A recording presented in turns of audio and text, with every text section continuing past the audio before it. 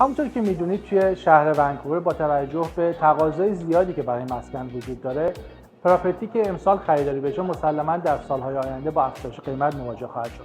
اما سود بیشتری رو کسی خواهد کرد که در زمان خرید قیمت بهتری و قیمت پایینتری تونسته بخره.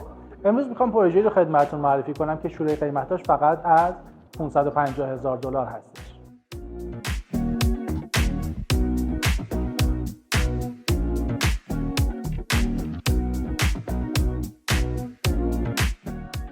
این پروژه در منطقه شدیداً پرطرفدار برنت‌وود قرار داره.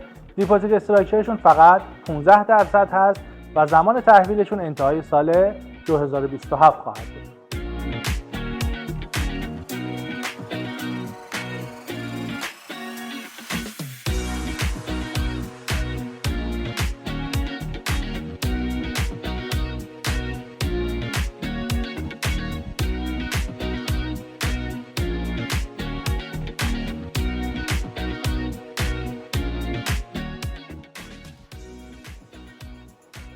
سازنده این پروژه شرکت معتبر میلینیوم هستش که با توجه به شناختی که من نسبت به این دیولپر دارم و ارتباطات خوبی که باشون دارم میتونم دیل خیلی خوبی واسه مشتریان عزیزم بگیرم.